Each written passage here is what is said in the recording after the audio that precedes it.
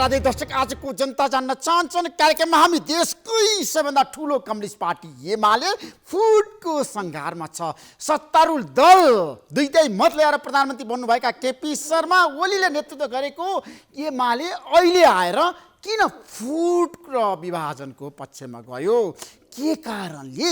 आजको कार्यक्रममा हामी यसबारेमा विशेष चर्चा परिचर्चा र बहस गर्दैछौँ। तपाईहरु सबैलाई थाहा छ, पार्टी अध्यक्ष एवं प्रधानमन्त्री केपी शर्मा ओलीले 32 जना शीर्ष नेताहरूलाई स्पष्टीकरण माग्नु भएको छ। सांसद सहित माधवकुमा नेपाल पार्टीका वरिष्ठ नेतालाई फेरि पनि उहाँले स्पष्टीकरण माग्नु भएको छ र 3 दिनभित्र स्पष्टीकरण दिन उहाँले आग्रह गर्नुभएको छ, अनुरोध गर्नुभएको छ र स्पष्टीकरण चित्तबुझ्दो तरिकाले नआए कारबाही गर्ने धम्की पनि दिनुभएको छ। अब साँच्चीकै ती 32 जना सांसदको पद जाने भएकै हो त? नेपाल कम्युनिस्ट पार्टी एमालेका अध्यक्ष एवं प्रधानमन्त्री केपी शर्मा ओलीले किन यति धेरै सांसदलाई चाहिँ कारबाही गर्न चाहनुभयो, के कारणले? आजको कार्यक्रममा हामी यसबारेमा विशेष चर्चा गर्दैछौँ। स्पष्टीकरण लिइसकेपछिको अवस्थाको बारेमा आज झलनाथ र माधवकुमा नेपाल समूहको बैठक बस्यो र बैठकले स्पष्ट रूपमा भनेको छ, हामी कुनै पनि पार्टी खोल्ने पक्षमा छैनौँ, हामीले कुनै पनि नयाँ पार्टी खोल्नको लागि कुनै पनि गतिविधि गरेका छैनौँ, हामी एमाले पार्टीभित्रै बस्छौँ र प्रधानमन्त्री विरुद्ध सशक्त र प्रभावकारी रूपमा कदम चाल्छौँ भनेर उहाँहरूले बताउनु भएको छ।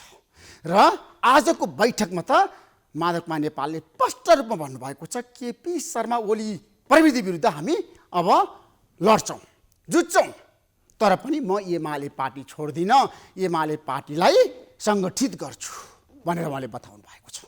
र माधवकुमा नेपाल झलनाथ खनाल समूहको एउटा निष्कर्ष पनि आएको छ, अब समान्तर कमिटीहरू देशभरि नै हामी खोल्छौँ, हामी चुप लाएर बस्दैनौँ।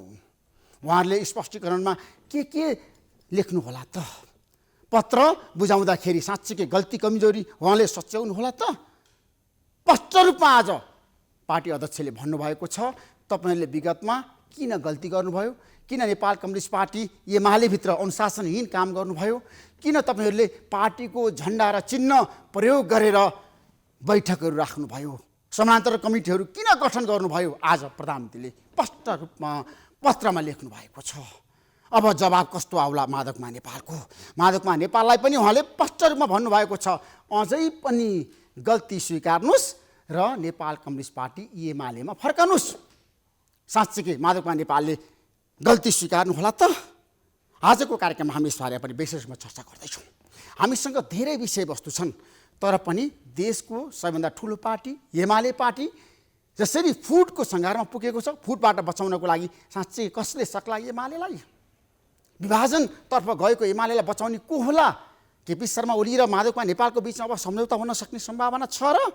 धेरैका प्रश्नहरू छन्। यस प्रश्नमा आजको कार्यक्रममा हामी विशेष रूपमा चर्चा गर्दैछौँ। यस्ता जवाफहरू हामी चाहन्छौँ नेताहरूको मुखबाट अहिलेको अवस्थाको बारेमा। साँच्चीकै एमाले फुटाउनको लागि कसले कहाँबाट कस्तो किसिमको चाहिँ भूमिका निर्वाह गरिरहेका छन्? किन पार्टी आज कमजोर हुँदैछ एमाले पार्टी, के कारणले?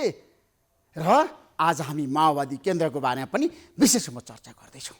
माओवादी केन्द्रले पनि सरकारलाई दिएको समर्थन अझै पनि फिर्ता गरेन, किन फिर्ता गरेन, के कारणले? आजको स्थायी समितिको बैठकमा सरकार ढाल्नको लागि भने नेताहरू एकमत भएका छन्। प्रचण्डले भन्नुभएको छ, जसरी भए पनि केपी शर्मा ओलीको नेतृत्व सरकारलाई ढाल्नुपर्छ, तर कसरी ढाल्ने? सरकारलाई दिएको समर्थन अझै पनि माओवादी केन्द्रले फिर्ता लिएको छैन। यो अवस्थामा के होला त? आजको कार्यक्रममा हामी यसबारेमा पनि विशेष रूपमा चर्चा परिचर्चा र बहस गर्दैछौँ। किन माओवादी केन्द्र दोधारमा छ? किन माओवादी केन्द्रले केपी शर्मा ओलीलाई दिएको समर्थन फिर्ता गर्न सकेन? किन फिर्ता गर्न चाहेन?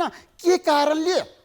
आज हामी गएर खोतल्दैछौँ र आज हामी जसपाभित्रको झगडाको बारेमा पनि, भाँडभैलोको बारेमा पनि, द्वन्द्वको बारेमा पनि हामी खुलस्त पार्नेछौँ, बहस गर्नेछौँ। जनता जान्न चाहन्छन् कार्यक्रममा। जनता समाजवादी पार्टीभित्र पनि विवाद छ शीर्ष नेताहरूको बिचमा। लुम्बिनी प्रदेशमा जसपा जसरी सरकारमा गयो, अहिले आएर शीर्ष नेताहरूले कारबाही गर्ने धम्की दिइसके। सांसदहरूलाई, मन्त्री बनेकाहरूलाई निलम्बन गर्न सक्छन् त? साँच्चीकै अहिलेको अवस्थामा त्यो सम्भावना छ त? आजको कार्यक्रममा हामी यसबारेमा पनि विशेष रूपमा चर्चा गर्दैछौँ। र बालुवाटारमा आज प्रधानमन्त्री केपी शर्मा ओली र जनता समाजवादी पार्टीका अध्यक्ष मन्त ठाकुरको बिचमा भेटवार्ता भएको छ। भेटवार्तामा के भयो, के कुराकानी भयो, अब कहिले जसपा सरकारमा जान्छ अथवा केपी शर्मा ओलीको नेतृत्व सरकारलाई जसपाले समर्थन गर्न लागेको हो त? सबै माग पुरा गर्न प्रधानमन्त्री तयार हुनुभएकै हो त? आजको कार्यक्रममा हामी यसबारेमा पनि विशेष रूपमा चर्चा परिचर्चा र बहस गर्दैछौँ र हामीसँग राजनीति विषयवस्तु बाहेक कोरोनाको कहरको बारेमा पनि धेरै सूचनाहरू छ। यतिखेर देश भयावह स्थितिमा गइसक्यो, कोरोनाको अवस्था एकदम जटिल बनेको छ। आज हामी यसबारेमा पनि विशेष बहस गर्न चाहन्छौँ र हामी सबैलाई भन्न चाहन्छौँ, तपाईँहरू भिडभाड नगर्नुहोस्, भिडभाडमा नजानुहोस्, सामाजिक दूरी कायम गर्नुहोस् र मास्क लगाउनुहोस् र सावधानी अपनाएर काम गर्नुहोस्। म सबैलाई आग्रह गर्न चाहन्छु। हामी ठुलो सङ्कटमा जाँदैछौँ। हाम्रो देशमा कोरोनाको कारणले गर्दाखेरि महासङ्कट आउन सक्छ। यसलाई नियन्त्रण गर्नको लागि सरकारका संयन्त्रहरू कमजोर छन् अझै पनि, त्यसले प्रभावकारी रूपमा भूमिका निर्वाह गर्न सकेको छैन। सरकारी संयन्त्रहरू कहाँ चुक्यो? अहिलेको अवस्थामा अस्पतालमा बेड छैन, भेन्टिलेटर छैन, बिरामीलाई कहाँ राखेर उपचार गर्ने? बिरामीहरू छटपटाइरहेका छन्। उपचारको लागि सरकारले व्यवस्था गर्नै पर्छ, सबै एक भएर लाग्नै पर्छ। देशभरि यसको प्रभाव बढेको छ कोरोनाको कहरको, र सीमामा हामीले कडाइ गर्नै पर्छ। नाकामा हामीले कडाइ गर्न सकेनौँ भने समस्याहरू झन् जटिल बनेर जान सक्छ। त्यतातिर सरकारको ध्यान जाओस् र तपाईहरूले एकदम आजबाट पोलिटिकल पार्टीका नेताहरू सबैले सङ्कल्प गर्नुपर्छ, कुनै पनि सभा सम्मेलन नगर्नुहोस्, अब गोष्ठी सेमिनार नगर्नुहोस्, अब केही समय एकदम सुरक्षित भएर घरमै बस्नुहोस्, बाहिर निस्किँदाखेरि पनि मास्क लगाएर निस्कनुहोस्। मेरो आग्रह छ, मास्क नलगाउनेलाई कडा कारबाही हुनुपर्छ। यसबारेमा आजको कार्यक्रममा हामी विशेष खुलासा गर्दैछौँ। केही समयको विश्रामपछि हामी माओवादी केन्द्रका प्रभावशाली नेता लीलामणि पोखरेलका साथमा आउनेछौँ। प्रतीक्षा गर्नुहोस्। जनता जान्न चाहन्छन् कार्यक्रम हेर्दै गर्नुहोस्। हाम्रो बीचमा जनता जान्न चाहन्छन् कार्यक्रममा नेपाल कम्युनिस्ट पार्टी माओवादी केन्द्रका प्रभावशाली नेता लीलामणि पोखरेल हुनुहुन्छ। पोखरेलजी, तपाईँलाई म जनता जान्न चाहन्छन् कार्यक्रम स्वागत गर्न चाहन्छु। धन्यवाद। तपाईँको पार्टीले सरकारलाई दिएको समर्थन अझै पनि फिर्ता गरेनन्, यसको रहस्य बताउनुहोस् त। तपाईँले किन केपी शर्मा ओलीसँगै सहकार्य गर्दै हुनुहुन्छ आजको दिनमा, के कारणले? अब म तपाईँलाई पहिले दुईवटा कुरा गर्छु। आज मलाई तपाईँले एमसिसी बारेमा कुराकानी गर्ने भनेर बोलाउनु भएको पहिलो कुरो त, त्यस कारणले मैले एमसिसी सम्बन्धी होइन, एमसिसीको बारेमा छलफल गर्छु तपाईँसँग। डकुमेन्टै लिएर आएको छु पहिलो कुराहरू। दोस्रो, अब सोधिहाल्नुभयो, हामीले चाहिँ नि पहिलो कुरो के हो भन्नुहुन्छ भने यो सर्वोच्च अदालतले पुनर्स्थापित गरिएको संसद र त्यो सँगसँगै आएको सरकार हो। हामीले 2054 सालमा फागुन 3 गते संविधानको धारा 76(2) अन्तर्गत 2 वा 2 भन्दा बढी दल मिलेर बनेको सरकार, संयुक्त सरकार भन्ने मान्यता अन्तर्गत त्यति बेला हामीले हाम्रै प्रस्तावमा केपी ओली प्रधानमन्त्री बन्नुभएको संयुक्त सरकार हो। 2075 जेठ 3 गते पार्टी एकता गरिसकेपछि जेठ 23 गते निर्वाचन आयोगले हामीलाई पार्टी एकता गरेको प्रमाणपत्र दियो र 76(1) अन्तर्गतको सरकार बन्यो। अब पुस 5 गते केपी शर्मा ओलीले संसद विघटन गरिसके पछाडि हाम्रो संविधानले के भन्छ? सांसद नभएको व्यक्ति प्रधानमन्त्री बन्न सक्दैन भन्ने छ। संसद विघटन गरेपछि त सांसद छैन नि त। तर केपी शर्मा ओली प्रधानमन्त्री हो, उहाँसँग बहुमत छ आजको दिनमा। पहिले मलाई भन्न दिनुहोस्, तपाईँ एउटा कुरा के गर्नुहोस् भने पुरा कम्प्लिट गर्न दिनुहोस्। त्यसपछि उहाँ पहिलो कुरा नैतिक रूपले नै त्यो संसद विघटन गरिसके पछाडि त्यो व्यक्ति इमिडिएटली सांसद हुँदैन, प्रधानमन्त्री हुँदैन, केयरटेकर व्यक्ति हुन्छ। कार्यवाहक ऊ चाहिँ नि फुल फ्लेज मिनिस्टर हुँदैन, सक्दैन, कार्यवाहक हुनुपर्छ। उहाँले कार्यवाहक हुँ भन्ने कुरा स्वीकार गर्नु भएन, किनभने उहाँले संविधानलाई मिचेर गर्नुभएको थियो। 11 गते फागुन 11 गते संसद पुनर्स्थापना गरिदियो। 18 गते पुसको 18 गते संसद बोलाइनु पर्ने थियो, 6 महिनाको म्याद नाग्न नहुने के बोलाइनु पर्ने थियो। त्यही अनुसार उसले चाहिँ नि सर्वोच्च अदालतले 13 दिनभित्र पुस 5 गतेको हिसाबले गणना गरेर 13 दिनभित्र संसद बोलाऊ भनेर भनियो। संसद बोलाइयो। संसद बोलाएपछि संसद बोलाएकै दिनमा अर्को मुद्दा थियो सर्वोच्च अदालतले पहिलोको नजिरको विपरीत गएर पार्टी नेकपा एमाले र नेपाल के अरे माओवादी केन्द्र एकता भएको कुरालाई तिमीहरू भएनौ फर्क अब भन्नुभयो। जुन कुरा मुद्दा दिनेले निवेदन दिनेले मागै गरेका थिएन, उसले नाम मात्रै माग गरेका थियो। वैधानिक छ कि छैन, वैधानिक पक्नुहोस् न, वैधानिक छ कि छैन भन्ने कुरा माग गरेका थिएन। माओवादी पार्टीले त बिउतै मलाई पक्नुहोस् न। त्यस कारणले सर्वोच्च अदालतले आफ्नो क्षेत्राधिकार नागेको छ, मेरो त्यहाँनिर भन्नु छ। जसले फैसला गर्यो उसले सर्वोच्च अदालतको क्षेत्राधिकार नाग्यो, म पक्नुहोस्। अब सर्वोच्च अदालतलाई हामीले संविधानको अन्तिम व्याख्याता भनेर दिएका छौँ। हामीले विरोध पनि गऱ्यौँ, सर्वोच्च अदालतको फैसलालाई मानिदियौँ। दुईटा अलग पार्टी भए। अब परिस्थिति वर्तमान केपी ओलीको नेतृत्वमा बनेको सरकारलाई हामीले अवैधानिक सरकार, यो बेठिक सरकार, देशद्रोही सरकार, यो राष्ट्रघाती सरकार तपाईले के भन्नुभयो, के भन्नुभयो एवं भनेर हामी सडक आन्दोलन, लोकतन्त्र विरोधी नेता भन्नुभयो के विषयलाई तपाईले? सडक आन्दोलन गर्यौँ। सडक आन्दोलन मात्रै होइन, हामीले पार्टी नेपाल कम्युनिस्ट पार्टी नेकपा हुँदाखेरि केपी ओलीलाई पार्टी सदस्यताबाट समेत हटाइएको थियो। अब त्यही व्यक्ति प्रधानमन्त्री भएर फेरि पुनर्स्थापित भएर आइसकेको स्थितिमा हाम्रो विरोध यथावत त रह्यो त। त्यसकारणले हाम्रो वैधानिक उनलाई समर्थन भएको भन्ने कुरा देखिँदैन। तर दोहोरो नीति छ नि माओवादी केन्द्रको। तपाईँ पर पुग्नुहुन्छ के, पहिलो कुरा गर्नु न।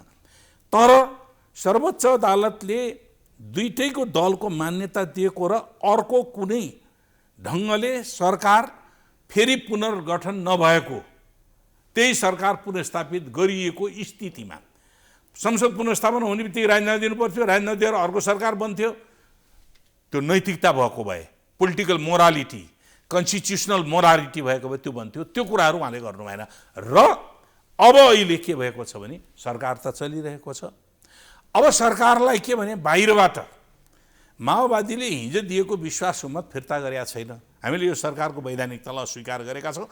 त्यस कारणले इमिडिएटली तिमी सरकारबाट हट भन्नु भनेका हौ।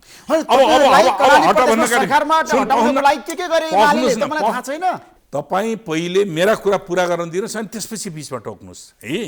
अब के हो त भन्दाखेरि उनी के भन्दैछन्, म त 64% प्रधानमन्त्री, किनभने मलाई फागुन 3 गते 2074 साल फागुन 3 गते 64% मतको मलाई चाहिँ नि प्रधानमन्त्री नियुक्ति गरेको थियो।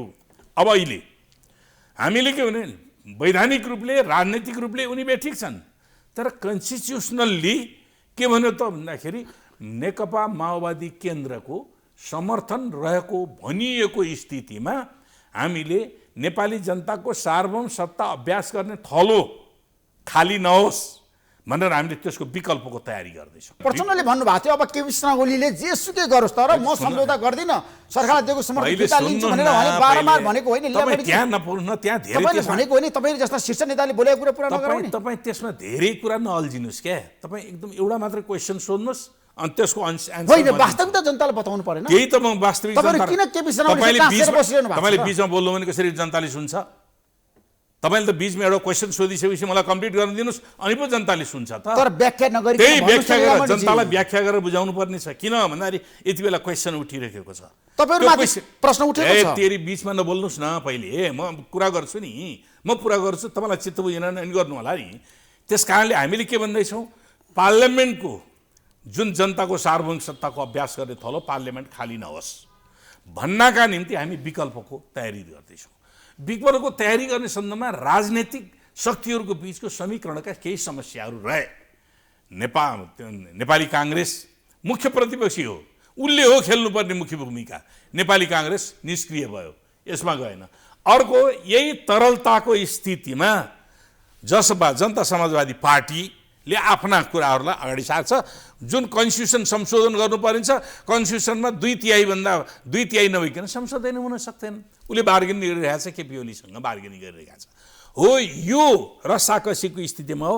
अब तपाईँ देख्नुहोस् करिब यो हप्ताभित्र जम्मै टुङ्गिन्छ। त्यसमा आगामी हप्ता केपी शर्मा ओलीको नेतृत्व सरकार विरुद्ध तपाईले अविश्वासको प्रस्ताव दर्ता गराउनुहुन्छ? अफकोर्स सबै तयारी पूरा भइसक्यो, अब त्यो करिब सञ्जाप पुगिसक्यो है। त्यो कुराहरू त्यो चाहिँ नि यसको विकल्प सहित हामी आउँछौँ। आगामी हप्ता आउँदाखेरि प्रधानमन्त्री को त अब एकछिन बताउनुहोस् लीलामणिजी। होइन, प्रधानमन्त्री त हामीले के भने हामी शेरबहादुर देउवा प्रधानमन्त्री बन्नुहोस् भनेकै हो। शेरबहादुर देउवाको नेतृत्वमा अविश्वास प्रस्ताव दर्ता हुन्छ।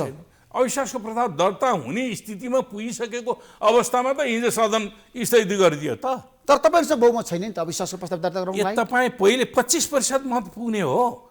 अविश्वासको प्रस्ताव दर्ता गर्नका निम्ति 25% भए पुग्छ। भोटिङको बेलामा त कसले कता हाल्छ त्यो के थाहा र? त्यो भोटिङको बेलाको कुरा हो। त्यस कारणले हामीलाई विश्वास छ नेपाली काङ्ग्रेस, नेकपा माओवादी केन्द्र, जसपा जसले प्रतिगमन विरोधी आन्दोलन गरेको थियो त्यो भोटिङको बेलामा आउँछ। अहिले जसपाले नेपाली काङ्ग्रेसको केपी ओलीको नेतृत्वको सरकारलाई म समर्थन गर्छु भनेको छैन, हामी सरकारमा सामेल हुन्छु भनेको छैन। उसले के मात्रै भनेको छ भने हाम्रा मागहरू पुरा गर, हामीलाई हाताहाती चाहिन्छ, उसले त्यति भनेको छ। त्योभन्दा बाहिर उसले केही पनि भनेको छैन।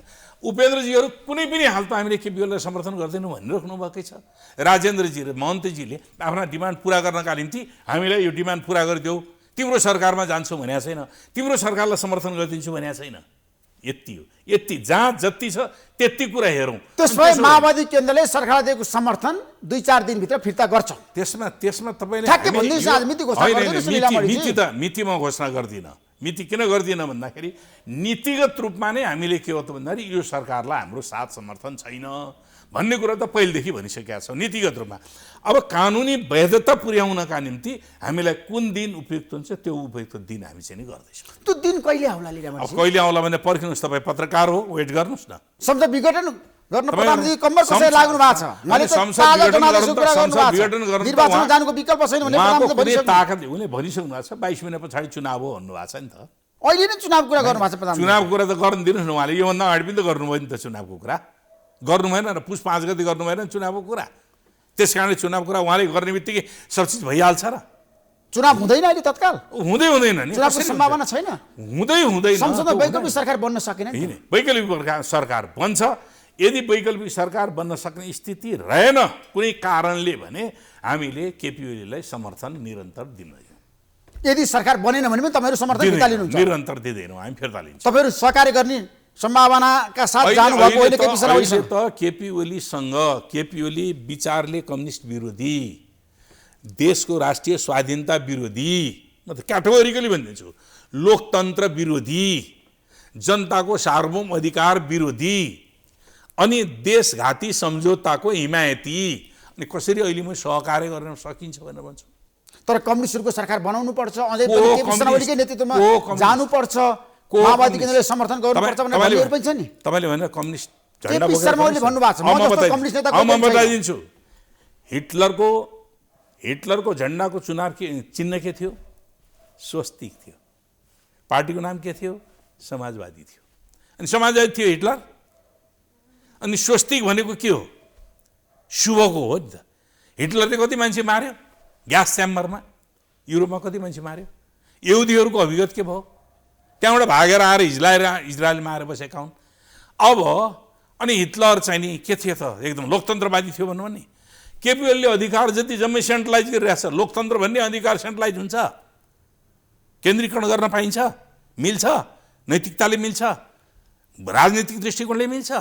त्यस कारणले उनी न कम्युनिस्ट हुन्, न लोकतन्त्रवादी हुन्, न देशभक्त हुन्। तपाईँले त्यो यसपटक तपाईँलाई पदक दिएन? मैले कहिले पनि पदक लिएको छैन। पदक म जनताको पदक लिने मान्छे। म राष्ट्रपतिको पदक सरकारको पदक लिने मान्छे होइन। त्यहाँ नजाउँ न, मैले त सोधे मात्रै हो। अहिलेको पदक वितरणमा चुच्चे नक्सा कहाँ गयो? त्यो कुरा तपाईँले प्रधानमन्त्रीले सोध्नु भएन? न, हामी किन प्रधानमन्त्री कहाँ सोध्न जाने? देशभक्तिको मिसाल त्यही हो। संसदले पारित गरेको, संविधान संशोधन गरेको, संसदले संविधान 2/3 बहुमतले होइन मात्रै होइन सर्वसम्मतिले संशोधन गरेको, सरिता गिरीले विरोध गर्दाखेरि पार्टीबाट निष्कासित भइन्। त्यस्तो संविधानले देशको भूभागलाई समेत र नक्सा निर्माण गरेको नक्सा अहिले चुच्चे नक्सालाई बुच्चे बनाएर पदक वितरण। ती पदक प्राप्त गर्नेहरूले, म त तिनीहरूलाई पनि भन्छु, जसले पदक प्राप्त गरे, बुच्चे नक्सा प्राप्त गर्नेहरूले देशको स्वाभिमानबारेमा बोलुन् त एकपटक। हिजो लडाइँ लड्ने कालापानी क्षेत्र लिपियाधुरा लिपु लेक नेपालको हो भनेर लड्नेहरूले भन्नेहरूले आज त्यो बुच्चे नक्सा छातीमा झुन्डाएर हिँड्न मिल्छ? अनि तपाईँहरूले नि केपी शर्मा ओलीको बखान गर्नुहुन्थ्यो, उहाँ जस्तो राष्ट्रवादी नेता कोही छैन भन्ने प्रचण्ड र तपाईहरु हो नि। सुन्नुस् न, त्यस्तो गरिएन। म त चिन्छु राम्रोसँग, मेरो त 42 वर्ष उहाँको संगत भएको छ, लामो काल। हामी त राम्रो साथीहरू पनि हौँ, जेलका साथी हो अझ। त्यस कारणले गर्दाखेरि उहाँको के थियो के थिएन भन्ने कुरामा मलाई थाहा छ। पार्टी एकतामा उहाँका उद्देश्यहरू पार्टी एकता गर्ने बेलामा के थियो भन्ने कुरा पनि थाहा छ। होइन, हामीले एउटा कुरा के भने हामीले संविधान निर्माण गऱ्यौँ। युद्ध र आन्दोलनको परिणामस्वरूप आएको नेपाली जनताको सार्वभौम सत्ताको अभ्यास गर्ने थलो संविधान सभाले निर्माण गरेको संविधान निर्माण गरिसकेपछि त्यसमा हिजोको भन्दा धेरै कुरा आए। गणतन्त्र, संहिता, धर्मनिरपेक्षता, समावेशी समानुपातिक, मौलिक अधिकार, थुप्रै कुराहरू आए। ती कार्यान्वयन गर्नका निम्ति कसैलाई संविधान बढी भयो, कसैलाई संविधान कमी भयो। बढी भएकोले पनि कार्यान्वयन नगर्ने, कमी भएकोले पनि कार्यान्वयन नगर्ने, त्यो स्थिति पैदा भएपछि बेवारिसी हुन थाल्यो। त्यो कार्यान्वयन गर्नका निम्ति वामपन्थी समूहहरूको एकता जरुरी छ भनेर हामीले त्यही कुराहरू गरेका छौँ। अर्को हामीले के कुरा गरेका छौँ, दुईटा पार्टीको कार्यदिशा समाजवाद निर्माण भन्ने थियो। नेकपा एमालेको पनि थियो, हाम्रो पनि समाजवाद निर्माण। त्यसो हो भने समाजवादको दिशामा जाने हो भने त दुईटा पार्टी एक भएर कार्यान्वयन गरेर जाउँ नि त। अब संविधानमा समाजवाद उन्मुख समाज निर्माण गर्ने अभिगत के भयो तपाईँलाई थाहा छैन? होइन, कम्युनिस्टको कुराहरू नगर्नु। कम्युनिस्टको भयो, नेपालका कम्युनिस्ट भयो, त्यो कुराहरू देखिरहेको छ। अहिले त्यसबारे म बहस गर्ने भन्दा अरू कुरामा जाउँ। त्यसमा अब नेपालको कम्युनिस्टको भविष्य छैन। कसले भन्थ्यो छैन? धेरैले भन्न थालिसके। संसारमा जुन कदम चालिरहनु भएको छ, तपाईँ छिचरा कुराहरूमा नजानुस् न। संसारमा जुन दिनसम्म उत्पीडन रहन्छ, जुन दिनसम्म वर्गीय विभेद रहन्छ, जुन दिनसम्म जातीय विभेद रहन्छ, जुन दिनसम्म देशको सार्वभौमिकतामा आँच आउँछ, त्यति दिनसम्म त्यसको रक्षा गर्ने भनेको कम्युनिस्ट पार्टी। तर हाम्रो देशका हो, गद्दारी गर्छन्। केशरजङ रायमाझी गए, केशरजङ राय पैदा हुन सक्दछन् यही धरतीमा। पुँजीवादीहरूले मलाई लाज लाग्दैन, म सार्वभौम, म गर्व साथ भन्छु। भण्डाफोर, पर्दाफास, विवाद, आरोप प्रत्यारोप हो। त्यसमा के हो भने कम्युनिस्टहरूको बीचमा जब गलत गर्छ त्यसको निर्ममतापूर्वक सङ्घर्ष गर्ने चलन हुन्छ। निर्ममतापूर्वक पुँजीवादीहरूको बीचमा हुँदैन, किनभने तैँ छु मै छु, तैँले पनि खा मैले पनि खा, बाँडचुँड गर भन्ने हुन्छ। तर कम्युनिस्टहरूमा कसैले इथिकल्ली, कसैले अनैतिक ढङ्गले काम गर्यो भने त्यसको विरुद्धमा स्ट्रगल हुन्छ। तपाईँले हेर्नु भएको छ, छातीमा हात राखेर भन्नुहोस् त, तपाईँ आज नेपालको कम्युनिस्ट आन्दोलनमा एकदम सङ्घर्ष गरेको नेता हो। पछिल्लो समय नेपालका कम्युनिस्टहरूले गरेको गाई जात्रा हेर्दाखेरि तपाईँ ठिक हुनुहुन्छ? होइन, खुसी हुनुहुन्छ? गल्ती कमजोरीहरू भएका छन् भन्ने कुरा मैले खुल्ल्याम भन्छु। गल्ती कमजोरी कम्युनिस्ट आन्दोलनमा थुप्रै गल्ती कमजोरीहरू भएका छन्, तर त्यसको सकारात्मक पाटो पनि छ, त्यसको विरुद्धको लडाइँ पनि छ, त्यसको विरुद्धको स्ट्रगल पनि छ। अरू पार्टीहरूमा विचारको लडाइँ हुन्छ? हुँदैन। अरू पार्टीमा दृष्टिकोणको लडाइँ हुन्छ? हुँदैन। अरू पार्टीमा वर्ग सङ्घर्षको बारेमा लडाइँ हुन्छ? हुँदैन। अरू पार्टीमा नैतिकताको बारेमा लडाइँ हुन्छ? हुँदैन। कम्युनिस्ट पार्टीमा मात्रै हुन्छ त्यो कुराहरूको लडाइँ। त्यो कुरा विचारको लडाइँ हुन्छ, सङ्गठनको लडाइँ हुन्छ, राष्ट्रिय स्वाधीनताको सम्बन्धमा आएका विचलनका विरुद्धमा लडाइँ हुन्छ। त्यस कारणले कम्युनिस्ट पार्टी नै के हो त भन्दाखेरि धरतीमा यदि साँच्चैको स्वतन्त्रता र साँच्चैको मुक्तिको कुरा गर्ने भने कम्युनिस्ट पार्टीभन्दा अर्को पार्टी छैन। कसैले गर्न सक्ने काम तपाईँ यसमा आउनुहोस् न। अब त्यो छोडिदिनुहोस्, त्यो कुराहरूको बारेमा हामी अब केपी शर्मा चालेको कदमलाई तपाईँ निषेध गर्न सक्नुहुन्छ? आज समाप्त गर्न सक्नुहुन्छ? केपी शर्मा भनेको को हुन्? यो देशको प्रधानमन्त्री, यो देशको व्यक्ति, यो देशको एकजना नागरिक। त्यही त भन्दैछु, यो देशको एकजना नागरिक हो। त्यो नागरिक जनताको बलले प्रधानमन्त्री बनेको, प्रधानमन्त्रीको कुर्सी हत्याइसकेपछि जनताका अधिकारहरू कुण्ठित गर्न थालिरहेको। तपाईँ पत्रकारको अधिकार कुण्ठित भएको छ, मान्नु चाहिँ मान्नु न। तपाईँ किन विरोध गर्नुभयो विधेयकको? सरकारले ल्याएको विधेयकको हो। यी अभिव्यक्ति स्वतन्त्रता कुण्ठित गर्न खोज्यो भने किन विरोध गर्नु? किन सडकमा जानुभयो? केपी ओलीले ल्याएको हो नि त, अहिले पनि ल्याउँदैछन् त, अनि किन विरोध गर्नुहुन्छ? केपीजीले राम्रो ल्याउनु भयो भने ताली किन पिट्नु भएन? प्रश्न यो हो। त्यस कारणले कुनै पनि व्यक्ति कुनै चरणमा कुनै खराब नियत, खराब आचरणका कारणले शक्तिमा स्थापित भयो भनेर हुँदैन। राणाहरू कति वर्ष बसे नेपालमा? निरङ्कुश भएर बसे। 104 वर्षसम्म शासन चलाए हो, 104 वर्षसम्म। अहिले धरहरा बन्दैछ, धरहराबाट हाम फालेर जङ्गबहादुरले शासन हत्याउनका निम्ति काम गर्यो हो। राजाहरूलाई खुसी पारेर तिनको अधिकार प्राप्त गरेर चाहिँ नि शासन चलायो। के राजाहरू निरङ्कुश भएका होइनन्? संसारमा कति राजा थिए? 5000 राजा थिए, 5000 भन्दा बढ्ता राजा थिए। सबै निरङ्कुश थिए। आज कति छन् राजा संसारभरि? आज कति छन् राजा? 30-35 वटा छन्। निरङ्कुश राजा कति छन्? 4-5 वटा मात्रै राजा छन्। अब हेर्नुहोस् त, सिद्धिने रहेछ त। हिटलरको चकचकी, मुसोलिनीको चकचकी थिएन, विश्व साम्राज्य कायम गर्छु भनेर हिँड्यो। त्यस कारणले अहिले वर्तमान के छ त्यतिलाई नहेर्नुहोस्। वर्तमान मात्रै हुँदैन, भविष्य छ। भविष्यमा निरङ्कुशता कहीँ पनि संसारमा कुनै पनि टिकेको छैन। त्यसो केपी शर्मा ओलीको नेतृत्व सरकारले चुनाव गराउन सक्दैन हाम्रो देशमा? गर्न खोज्या हो र भने लोकतन्त्र संविधान नासेको हो किन? संविधानमा नभएको चिज संविधानलाई बाइपास गरे हो किन? पार्लियामेन्ट चल्दै गरेको छ, पार्लियामेन्ट सभामुखसँग नसोधिकन पार्लियामेन्ट विघटन गरे हो किन? पार्लियामेन्ट हिजो मात्रै सभामुखसँग परामर्श नगरिकन विधेयकहरू अझै ती छन्। आज टेबुल हुनेवाला थिए, विधेयकहरू थिए। अब अविश्वासको प्रस्ताव मेरा विरुद्धमा प्रस्तावित हुन थाल्यो। त्यस कारणले के गर्ने? नबजे बाँस नबजे के अरे नरहे बाँस नबजे बाँसुरी, पार्लियामेन्ट स्थगित गरिदिने। अनि पार्लियामेन्ट बोलाउनु पर्छ भनेर समापन गर्न जाने 5 गते के अरे पुस 5 गते के अरे राष्ट्रपति कार्यालयमा भीम रावल र पम्पा भुषाल गएर 6 घण्टा बस्याउन् किन? राष्ट्रपतिले के गरिन्? राष्ट्रपतिले सभासद सांसदहरूले 25% सांसदहरूले लेखेर दिए भने राष्ट्रपतिले कुनै पनि बहानामा संसद बोलाउनु पर्दछ। कुनै पनि बहाना गर्न पाइँदैन। अनि 6 घण्टा बसाएर सचिव भागेर अनि राष्ट्रपतिले गर्ने एउटा विधेयक लालमोहर लगाउनुको निम्ति 3 महिना लगाइदिने, तर संसद विघटन गर्नका निम्ति 15 मिनटमा विघटन गर्ने, 15 मिनटभित्र।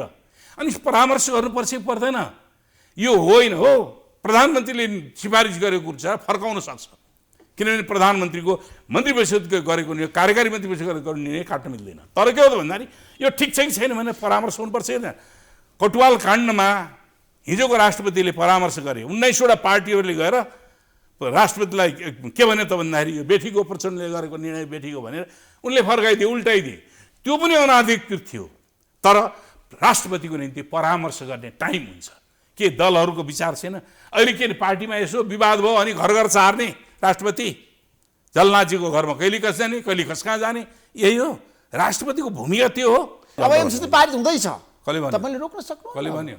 केपी शर्मा ओलीले भन्नुभएको, देशको प्रधानमन्त्रीले म पारित गराउँछु। केपीले भने सबै चिज हुन्छ? भइरहेछ अहिलेसम्म त। केपी भने के चिज भयो? उहाँले संसद विघटन गर्नुभयो। संसद विघटन गर्नुभयो, सर्वोच्चले उल्टाइदियो। जनताले मानेन। पुनर्स्थापना भयो, तपाईले सरकार दिन सक्नु भएन। जनताले मानेन। फेरि पनि उहाँले निर्वाचन गर्नुभएको छ। अब सरकार दिने कुरा अहिले नगराउँ, किन रिपिट धेरै गरिरहनु हुन्न क्या उही कुरामा। मैले सरकारको विकल्पको बारेमा मैले भनिसकेको छु। हामी नेपाली जनतालाई विकल्प दिन्छौँ। त्यसो एमसीसी पारित हुँदैन। एमसीसी जस्तो राष्ट्रघाती सम्झौता पारित हुँदैन। कसरी राष्ट्रघाती जस्टिफाई? जसले पारित गर्छ नि देशद्रोही। कसरी देशद्रोही छ एमसीसी? कसरी राष्ट्रघाती? एमसीसी बारेमा अध्ययन गर्नु होइन, तपाईँ भन्नु। तपाईसँग मेरो कुराकानी भएको थियो पहिले पनि। होइन, एमसीसी एकछिन सुन्नुहोस्, एमसीसीको बारेमा मलाई थाहा छ। तपाईँ एकछिन थाहा पाएको यो परियोजनाको बारेमा जसरी अहिले बहस जारी छ नि, सुन्नुहोस् न, यो हाम्रो देशको विकास र समृद्धिको लागि हो। ट्रान्समिसन लाइन चाहिन्छ नेपाललाई। अमेरिकाले त्यत्रो पैसा दिएको छ अनुदान, त्यो नेपालले नलिने? अब बताउनुहोस् तपाईँ। ल भन्नुहोस्। पहिलो कुरो एमसीसी के हो भन्ने बुझ्नुहोस्। What is MCC? Millennium challenge corporation कहिले स्थापना भयो? 2004मा। 2003मा अमेरिकाको सिनेटमा एउटा एक्ट बन्यो।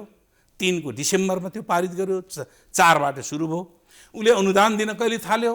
2005बाट। पहिलो अनुदान लिने राष्ट्र मडागास्कर हो, हन्डुरास हो। यी दुईटा राष्ट्रले पहिलो अनुदान लिएका थिए। किन एमसीसी आयो? कसले ल्यायो? अमेरिकन राष्ट्रपति जुनियर जर्ज डब्ल्यू बुशले। अब त्योभन्दा अगाडि के थियो? 19औँ शताब्दी ताका 20औँ शताब्दीमा जाँदाखेरि सोभियत रुस समाजवादी शक्ति बन्यो। अमेरिका र सोभियत रुसको बीचको एकदम शीत युद्धको स्थिति भयो। तानातान, विश्व विभाजित भयो। 1949मा चीनमा क्रान्ति भइसकेपछि झन् त्यो शक्ति बढेर गयो। बढेर गएपछि अमेरिकाको लिडरसिपमा एसिया पेसिफिक भनेर 1960मा स्थापना भएको छ। दक्षिण पूर्वी एसियामा चीनमा क्रान्ति सम्पन्न भएपछि दक्षिण पूर्वी एसियामा त्यसको प्रभाव बढ्न थाल्यो।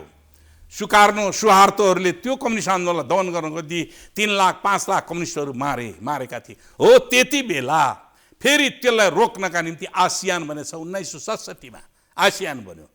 त्यो ग्लोबल प्लेटफर्ममा समाजवाद र पुँजीवादको बिचको द्वन्द्वको दौरानमा रुसको विघटन भयो। 1980 को तिरमा जाँदाखेरि 2000 मा पुग्दा नपुगी चीन संसारको शक्तिशाली राष्ट्र बन्दै गयो। अब अमेरिकाको निम्ति नयाँ च्यालेन्ज भयो। किन? जनसङ्ख्या धेरै छ, सेना धेरै छ, टेक्नोलोजी विकास गरिरहेको छ, चुनौती भयो। हो त्यति बेला अमेरिकाले आफ्नो सुरक्षा रणनीतिलाई मध्यनजर गरेर अब नयाँ नीति अख्तियार गर्नुपर्छ भनेर सहायता अनुदान दिने कुराहरूमा सन् 2002 मा मेक्सिकोमा गएको बेलामा ब्याङ्कहरूको बीचमा बैठक भएको बेलामा जुनियर बुशले अब हामी एमसिसी मार्फत मिलेनियम च्यालेन्ज कर्पोरेसन बनाएर त्यसमार्फत अमेरिकाको सुरक्षा रणनीतिलाई आधारित गरेर हामी सहायता प्रदान गर्छौँ।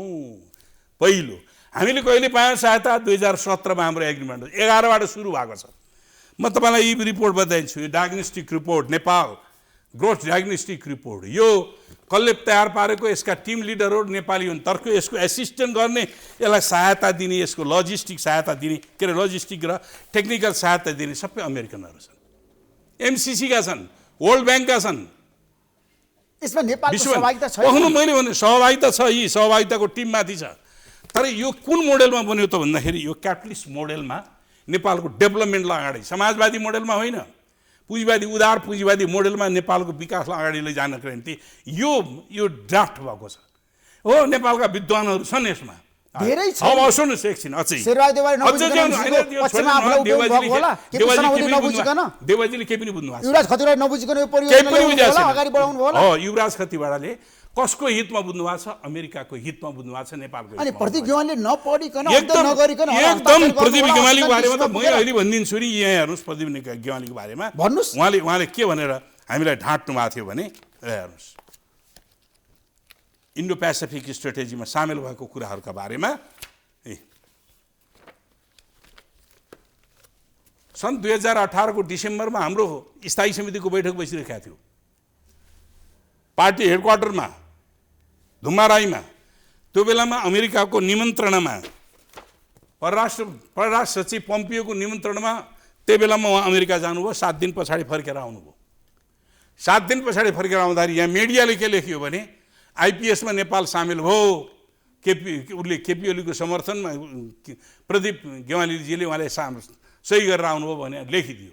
आउने बित्तिकै बैठक चलिरहेको थियो। बैठकमा उहाँलाई सोधियो, हो तपाईँले समर्थन गरे हो, तपाईँले साथ गरेको हो भनेर सोधियो। होइन भन्नु हो। मिडियामा पत्रकार सम्मेलन बोलाउनु भयो। मैले कहीँ पनि गरेको छैन, त्यो हामीले समर्थन गरेकै छैन भन्नुभयो। जुन 1 मा रिपोर्ट निक्ल्यो। पाउनुहोस् न, इन्डो पेसिफिक यही त्यही भने इन्डो पेसिफिक स्ट्रेटेजी रिपोर्ट जुन 1 1990 निकालिदियो र नेपालले के भनिदियो? नेपाल एसियाका 12वटा राष्ट्रहरूमध्ये रिसेन्टली नेपाल र श्रीलङ्का यसका मेम्बर भयो भनेर लेखिदियो। त्यसपछि उहाँ बोली बन्द भयो। अमेरिकनहरूले के भने यहाँ उनीहरूको चर्चा भयो। यहाँ पत्रकार सम्मेलनमा होइन भन्नु हो। होइन भन्ने बेलामा अमेरिकन दूतावासका कर्मचारीहरूले के भने either he doesn't understand English or he betrayed भनेर भनेको छ। सहमति जनाएर आएर होइन भन्ने या उसले इङ्ग्लिसै बुझेन, त्यतिकै सहमति जनाइदियो भन्नुहुन्छ। अब अहिले केपी ओलीजी भन्नुहुन्छ त्यति बेलाको तत्कालीन पार्टीले त्यसमा संशोधन गरेर राष्ट्रिय हित अनुकूल बनाउने भनेर पोहोर साल मागमा भएको केन्द्रीय कमिटीको निर्णयले एउटा आयोग बनाएको थियो। झलनाथजीको नेतृत्वमा आयोग बनाएको थियो। त्यसले 14 वटा बुँदाहरू राखेर संशोधन गर्ने भन्नु पर्यो।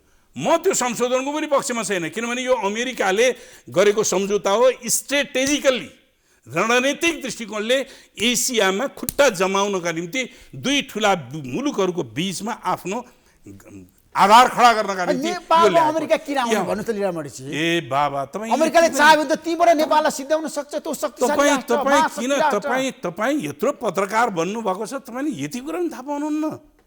नेपालमा मसँग छ के नाउस भन्ने एकजना जनत के नाउस भन्ने CIA को प्रतिनिधि थिए। 2030 साल ताका 1962 ताका त्यो के नाउसले मुस्ताङ जिल्लालाई उनले अटोनोमस देऊ नेपाललाई, हामी त्यहाँ हामीले CIA गतिविधि गर्छौँ भनेर माग गरेका थियौँ। 2030 सालमा खम्बा विद्रोह भएको थियो। कसले चलाएको थियो खम्बा विद्रोह? कसले गाइड गरेको थियो? खम्बा विद्रोह भएको थियो। चीनले खम्बाहरू त्यहाँ बसेका छन्, चीन विरोधी गतिविधि गर्दैछन् भन्ने चीनले थाहा पाएपछि नेपाल सरकारलाई भन्यो कि त्यसलाई डिसार्म गर भनेर भन्यो। डिसार्म गरेर नेपाल सरकारले आनाकानी गरिसके पछाडि चीनले भन्यो हामी त्यहाँ प्रवेश गर्छौँ, उनीहरूलाई डिसार्म गर्छौँ, हामी फर्किन्छौँ भनेपछि तत्कालीन सेनाले नेपालको सेनाले नै के गर्यो, हामीले उनीहरूलाई डिसार्म गर्छौँ भनेर त्यहाँबाट केही तिनीहरूलाई अपरेसन गर्यो, केही मारिए, केही भागे। तिनीहरूको नेता के अरे वाङदी लामा भन्ने दार्चु लामा गएर मारिएको थियो। त्यसकारण अहिले पनि जानुहोस् तपाईँ पत्रकारहरू रिसर्च गर्नुहोस्, त्यहाँ उसको तालिम गरेको तिब्बतको विरुद्धमा गतिविधि गर्नको निम्ति तालिम गरेका भग्नावशेषहरू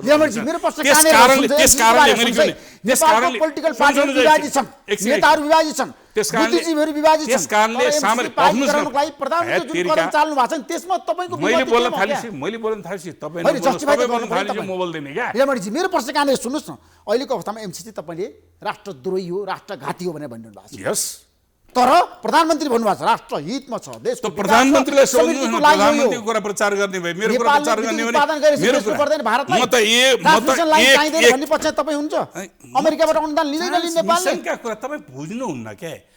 नेसनल यो सम्झौता गरे हाम्रो देशका राज्य सञ्चालक होइन। यसो गरौँ न ऋषिजी, तपाईँलाई मैले धेरैचोटि भने तपाईँले मात्रै बढी बुझ्नु भएको छ त, अरूले बुझेको छैन। सुन्नु नपाउनु, तपाईँले पढेकै छैन लेमनजी, तपाईँले मात्रै पढ्नु भएको छ। एकदम म ठोकेरै भन्छु। तपाईँ जस्तो पढ्ने कोही छैन एमसीसीको बारे? होइन, ठोकेरै भन्छु। तपाईँ जस्तो बुझ्ने कोही पनि छैन? ठोकेरै भन्छु।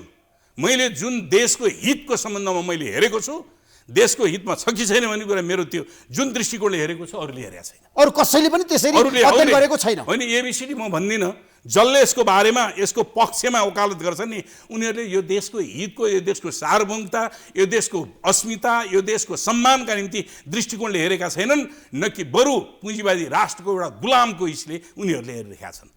उनीहरू टोपी नेपाली लगाएर हुन्छ, भाषा नेपाली बोलेर हुन्छ, दौरा सुरुवाल लगाएर नेपाली भइन्छ। दिनदिनै लगाउनु छ केपी ओलीले दौरा सुरुवाल, किन बुच्चे नक्सा प्रकाशित गर्न थाल्नुभयो? किन पाठ्यक्रममा लिम्पिया धुराको चाहिँ समावेश गरिएको चाहिँ कोर्सलाई चाहिँ पाठ्यक्रमबाट हटाउनुपर्छ, रेफरेन्स बुकबाट हटाउनुपर्छ भने किन आदेश दिनुभयो? नेपाली जनतालाई सचेत गर्नका निम्ति विद्वानहरूले अध्ययन गरेर निकालेको थियो नि त, शिक्षा मन्त्रालयको मार्फतबाट निकालेको थियो नि त। होला शिक्षा प्रक्रिया नपुग्यो होला, तर त्यसले अन्तर्वस्तु जे दिएको थियो एउटा राष्ट्रिय भावको, राष्ट्रियताको भावनालाई उत्प्रेरित गरेको थियो त्यो कुराहरू। अनि मुखले म देशभक्त छु, म देशको हितको निम्ति अब म भन्छु, प्रधानमन्त्री भएको बेला पनि अब सुन्नुहोस्, त्यो कुरा तपाईँले 50 करोड उसले दिएको $50 करोड अहिले लगभग 62 अरब। त्यसैमा हाम्रो म्याचिङ फन्ड $13 करोड, हाम्रो म्याचिङ फन्डको 13 करोड, 26% हाम्रो पनि छ। तर त्यसका अन्तर्वस्तु हेर्नु भएको छ, त्यसले के भन्छ? त्यो सम्झौतासँग बाजिएको हदसम्म नेपालका कानुनहरू नल एन्ड भोइड हुने, अमान्य हुने। नेपालका कानुन भनेको 4वटा हुन्छन्। मूल कानुन संविधान हो, संसदले बनाउने ऐन हो, सरकारले बनाउने नियमावली हो, सर्वोच्च अदालतले दिने आदेश हो। यी 4वटा हुन्छन्। अब त्यो सम्झौतामा बाजिएको हदसम्म 4वटा ऐनहरू, 4वटा कानुनहरू खारेज हुने वा निलम्बन हुने। तपाईँ हामीले मध्येर बनाएको, प्रतिनिधिले बनाएको, सार्वभौम नेपाली जनताले बनाएको संविधान कुनै मुलुकको एउटा सहसचिव सरहको कर्मचारीले गरेको हस्ताक्षरको आधारबाट अमान्य बन्न मिल्छ? सक्नुहुन्छ तपाईँ? अमेरिकाले त्यो मान्छ, अमेरिकाले त्यो मान्छ हो। त्यसकारण अब जहाँसम्म $50 करोड हो, $50 करोड होइन, अहिले नै करप्सनका कुराहरू कन्ट्रोल गर्ने $50 अरब यी निक्लिन्छ। $50 अरब अहिले यी निक्लिन्छ। त्यसमा नेपालले विदेशी अनुदान लिँदै नलिन्छ? अब नेपालीहरूको आत्मनिर्भरलाई विकास गर्ने भने अनुदान चाहिँदैन, प्रविधि आयात गर्ने। अमेरिकाबाट हामीले सहयोग लिँदै होइन, हामीले अमेरिकासँगको राम्रो मित्रता कायम गर्नुपर्छ। अमेरिका हाम्रो कुनै दुश्मन होइन, तर अमेरिकी नीतिले हामीलाई यदि घाटा पर्छ भने त्यो नीति स्वीकार्य छैन, यति हो। तर प्रचण्डले भन्नुभएको छ एमसीसी पारित गर्नुपर्छ भनेर, उहाँले लबिङ गर्नु। प्रचण्डजीलाई सोध्नुहोस् त, आजै म बैठक बसेर आउँदैछु, आजै म बैठक बसेर आउँदैछु। प्रचण्डले बोलेको नि एमसीसीको विपक्षमा म छैन भनेर प्रचण्डले आजै म बैठक बसेर आउँदैछु। तपाईँ बैठकबाट आउनु भएको छ, तर प्रचण्डले बोलेको कुरो म देखाइदिउँ, क्लिप देखाइदिउँ। अब प्रचण्डले बोल्नु भएको छ यदि एमसीसी चाहिन्छ भन्नुभएको छ भने तपाईँको पार्टीवाला सुन्नु चाहिन्छ भन्नुभएको छ भने पनि त्यो गलत हो। प्रचण्डले जे बोल्नुहुन्छ सबै कुरा मैले मान्नुपर्छ र? मलाई मेरो निष्ठाले जे चिज ठिक भन्छ त्यही कुरा मान्छु। मलाई के लाग्दछ भने मेरो पार्टीको अहिलेको अध्यक्षले यो देशको हितको विरुद्धको यो सम्झौतालाई कार्यान्वयन गर्ने, यो लैजानुपर्छ भन्ने पक्षमा हुनुहुन्न। यदि रहेछ भने उहाँले चाहिँ एमसीसीको बारेमा सम्झौता गर्नुभएको रहेछ भने जाउँ न, कल्पना त्यो गएर कोही पनि, मैले अघि नै भने पार्लियामेन्टबाट कसैले पारित गर्दछ यो एमसीसी सम्झौतालाई पारित गर्छ भने त्यो देशद्रोही हो। मैले थुप्रै कुराहरूको तपाईँलाई तथ्यगत रूपमा ल्याइदिएको छु कि एमसीसी किन बेठिक थियो, के कारणले बेठिक थियो, कसरी आएको थियो, के गरेर आएको थियो, किन यसलाई सम्झौता भनियो, अन्तर्राष्ट्रिय कानुन अन्तर्गत सम्झौता। अमेरिकाले त दान दिने हो नि त। दान चाहिँ नि दानले पार्लियामेन्टबाट पास गरे भने 10 वटा चाहिँ नि डेलिगेसन आउने, 10 पटक अमेरिकाले लिएन भने त त्यो तिमीले लिने रहन्छौ, मैले अन्त दिन्छु भनेर गइदिए भइहाल्छ नि। किन ले तैँले लिनै पर्छ भनेर किन भन्ने, के को लागि भन्ने? त्यसको पछाडिको रहस्य के होला? के हो रहस्य? तँलाई थाहा छ प्रोजेक्ट ल्याउने बेलामा 5 वटा बाटो 5 वटा भनेको छ। हाइवेबाट उत्तरतिरका 5 वटा बाटोहरू लगभग 300 किलोमिटरको कुराहरू छ। अहिले त्यो बदलेर चन्द्रवटादेखि शिव खोलासम्मको 100 किलोमिटर वाइडन गर्ने पूर्व पश्चिम राजमार्गलाई अरू सबैलाई क्यान्सल गरिदियो।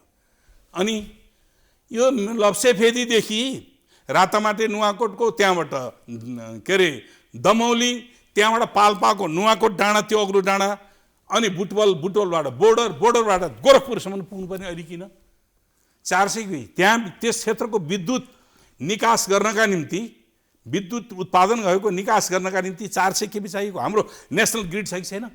त्यो नेसनल ग्रिडलाई विद्युत प्राधिकरणले अपग्रेड गर्दैछ, 400 केबीको बनाउने योजना अन्तर्गत चलिरहेको छ। त्यसलाई 400 केबी ठाउँमा 1000 केबी बनाइदेऊ न। हाम्रो देशमा जलविद्युत उत्पादन गर्नुपर्छ, त्यसको विकल्प छैन। तर भारतलाई तपाईँले विद्युत बेच्ने कि नबेच्ने? तपाईँले सोधिसक्नुभयो। सबभन्दा पहिले म के भन्छु भने नेपाली जनतालाई विद्युत पुर्याऊ। पुगिसक्यो नेपाली जनतालाई? कहाँ कसले भने पुग्यो? करिब पुगिसक्यो। करिब भन्नुहुन्छ बिजुली बाल्न मात्रै हो कि व्यवसाय विकास गर्नको निम्ति चाहियो? हामीलाई चाहियो त व्यवसाय विकास गर्नको निम्ति विद्युत, भरपर्दो विद्युत चाहिएको छ हामीलाई। त्यस कारणले विद्युत पुर्याऊ, नेसनल ग्रिडहरू विस्तार गर, त्यसमा ट्रङ्क लाइनहरू निर्माण गर, प्लान गर, अनि डिस्ट्रिब्युसन उहरू चाहिँ नि बनाऊ। अनि जनतालाई, हरेक जनतालाई काठमाडौँमा धुलो धुवाँका गाडी चलाउँछौँ, त्यसको सट्टामा विद्युतीय गाडी किन्न चलाउने विद्युतीय गाडी? एउटाले डिजाइन गर्यो, आज तपाईँलाई थाहा छ यो विद्युत प्राधिकरणको 4 वर्ष कार्यकाल गरेको कुलमान घिसिङ भन्ने एकजना इन्जिनियरले 4 वर्षको बिचमा के गर्यो? विद्युत प्राधिकरणको कायापलट गरिदियो। 37 अरब घाटा थियो, 11 अरब नाफा कमाएर भदौ 29 गते बिदा भयो। त्यसको लोड सेडिङ 18 घण्टाको लोड सेडिङमा सरप्लस बिजुली बनाएर गइदियो। म्यानेजमेन्टको कुरो हो। अब तपाईँ लिकेज 26%, 26.5% लिकेज थियो, लिकेजलाई घटाएर 15%मा झारिदियो। अब हुने रहेछ त काम गर्दाखेरि, त काम गर्न सक्ने देशप्रति प्रतिबद्ध भएपछि त हुँदो रहेछ नि त। त्यो मान्छेलाई रिपिट गरिदेऊ भन्दाखेरि जनताले सडकमा उत्रिँदाखेरि लाठी खाए, रक्तमुछेल भए, फेरि त्यसलाई काममा राखिदियो है, फेरि एक चरणमा राखिदियो। तर भ्रष्टाचारले गनाएका मान्छेहरूलाई नियुक्ति गरिएको छ। भ्रष्टाचार गरेर गनाएका, मुद्दा चलिरहेका मान्छेहरूलाई अहिले पनि नियुक्ति गरिएको छ। अख्तियारमा लगिएको छ मुद्दा चलिरहेका मान्छेहरूलाई। अब अनि कसरी स्वच्छ प्रशासन तपाईँ भन्नुहुन्छ, कसरी राम्रो गरिरहेको छ भनेर भन्नुहुन्छ? एमसिसीले हाम्रो देशको विकास समृद्धिमा टेवा पुर्याउँदैन, राष्ट्रहितको पक्षमा एमसिसी छैन भने तपाईँले भनिरहनु भएको छ। यदि प्रधानमन्त्रीले पारित गराउनु भयो भने तपाईँहरू त्यतिखेर के गर्नुहुन्छ? होइन, त्यतिखेर त मेरो बहुमत छ। होइन सुन्नुहोस् न, काङ्ग्रेसले साथ दिएछ, शेरबहादुर देउवाले भन्नुभएको छ एमसिसी पारित गराउनुपर्छ। सुन, मलाई थाहा छ त्यो शेरबहादुर देउवाले भन्नुभएको छ, उहाँले हिजै पनि भन्नुभएको छ पार्लियामेन्टमा आउन देऊ। हिजो अस्तिसम्म केपी ओलीसँग सहकारी गर्ने भन्थ्यो, हिजो केपी ओली इन्डियाको टाङमा छिर्यो भनेर बोल्नुभएको छ। टाङमुनि छिर्यो भनेर बोल्नुभयो त? इन्डियाको टाङमुनि छिर्यो भनेर किन बोल्नु पर्यो? उहाँको पनि चेत खुल्दैछ, उहाँको पनि। अनि उहाँले भन्नुहुन्छ मलाई त अमेरिकाले दबाब दिइरहेको छ, पास गर। शेरबहादुरलाई किन दबाब दिने? अमेरिकाले किन पास गर भनेर दबाब दिने? हाम्रो कुरो त हामीले निर्णय गर्ने हो नि त, दबाब दिने हो? दबाब दिने होइन नि। अब तपाईँ अहिले देख्नुहोस् न, MCA मिलेनियम च्यालेन्ज एकाउन्ट भनेर कार्यान्वयन गर्ने एउटा संरचना बनेको छ, नेपाल सरकारको गठन आदेशबाट बनेको। तर त्यहाँ कुनै पनि व्यक्ति तपाईँ नेपाल सरकारले नियुक्ति गर्न सक्दैन, त्यसलाई पुनर्गठन सक्दैन। त्यसको रिपोर्ट MCCमा जान्छ, नेपाल सरकारमा जाँदैन। गोप्य दस्तावेजहरू सबै के अरे ओरिजिनल कपी उता जान्छन्। थुप्रै कुराहरू छन्, हेर्नुहोस्। तर पनि तपाईँहरूमाथि गम्भीर आरोप छ नि, यो देशको विनाश चाहेको विकास होइन। यो वैयाती कुरा कसले आरोप लगाउने? केपी ओलीले आरोप लगाउने? केपी ओलीले आरोप लगाउने? बालुवाटारमा बसेर 153 100 300 कतिवटा चाहिँ नि योजना चाहिँ नि कम्प्युटरमा चाहिँ नि उ गरेर उद्घाटन गरेर देश विकास हुने हो? देश विकास हुन्छ? धरहरा बनाएर देश विकास हुने हो? त्यो धरहरा बनाउनुपर्छ, त्यसमा मलाई मैले अब्जेक्सन गर्दिनँ, नेसनल प्राइड हो, त्यो बनाउनुपर्छ। मैले धरहरा ठाडो पाएँ अनि जनताको जीवनमा परिवर्तन के आयो? आर्थिक जीवनमा, सामाजिक जीवनमा परिवर्तन के कसैले आयो? पनि परिवर्तन ल्याउन सकेन। झापामा टावर बनाएर गरिब जनता, त्यहाँका सुकुम्बासीहरूले खान पाए, त्यहाँ टावर बनाएर उनको जीवनमा रूपान्तरण भयो। के हो प्राथमिकता भनेर छुट्याउने किन गर्नु नि? आज किसानहरूको, आज तपाईँले बजारमा किन्ने तेलको भाउ पोहोर साल किन्ने र अहिलेको चाहिँ नि के छ बताउनुहोस् त? खाने तेल पोहोर साल 170 रुपियाँ लिटरमा किन्नुहुन्थ्यो, अहिले 280 रुपियाँ लिटरमा किन्नुहुन्छ। खोइ नियन्त्रण, खोइ त्यसको चाहिँ नि त्यो उहाँहरूलाई कारबाही। को भ्रष्टाचारी कारबाही भयो यति बेला? को भ्रष्टाचारी कारबाही हो? के काण्डहरू भयो यो दौरानमा? भए कारबाही कसैको? संरक्षण अझ देशको प्रमुख मान्छेले तपाईको पार्टी पनि सरकारमा थियो नि, माओवादी केन्द्र पनि। है तेरी, सरकारमा सहभागी हुनु र सरकारको मूल नेतृत्व गर्नु भन्ने फरक हुन्छ। माओवादी पार्टीका मन्त्रीहरू त बिचरा भएका थिए, बिचरा। अहिले पनि जो छन् गोठा बिचरा भएका छन्, बिचरा हुन्। उहाँले जे भने त्यही हुन्छ, त्यही गर्ने हुन्छ। त्यस कारणले यति बेला हो युगमा, कुनै युगमा कहिलेकाहीँ एकदम आदर्शवान व्यक्तिहरू पनि पैदा हुन्छन् है। कहिलेकाहीँ यस्ता देशलाई ध्वंस गर्ने, समाजलाई ध्वंस गर्ने, सङ्गठनलाई ध्वंस गर्ने, व्यक्तिगत महत्त्वाकांक्षा पुरा गर्न गर्दै जे पनि गर्न खोज्ने त्यस्ता मान्छेहरू पनि पैदा हुँदो रहेछन्। यसका निम्ति हामी अहिले दुःख मनाउ गर्ने कुराहरू हो। त्यसको दुःख मनाउ गरेर बस्ने कुरै होइन, त्यसका विकल्पका निम्ति नेपाली जनतालाई सचेत गर्ने हो, अगाडि बढ्ने हो। Thank you so much Lekhmani पोखरेलजी, महत्त्वपूर्ण समय दिनुभयो। तपाईँलाई म धेरै धेरै धन्यवाद दिन चाहन्छु। नमस्कार।